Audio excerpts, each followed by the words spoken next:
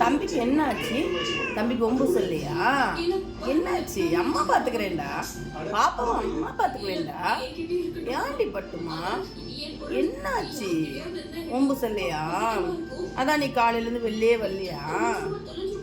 அம்மா உனக்கு காணும் காணும் தேன்னு. நீங்கள் எங்கே போனீங்க தேன்னு? உள்ளே இருந்ததே நமக்கு தெரியல. ஒம்பு சொல்ல என்ன பண்ணுது தம்பிக்கு?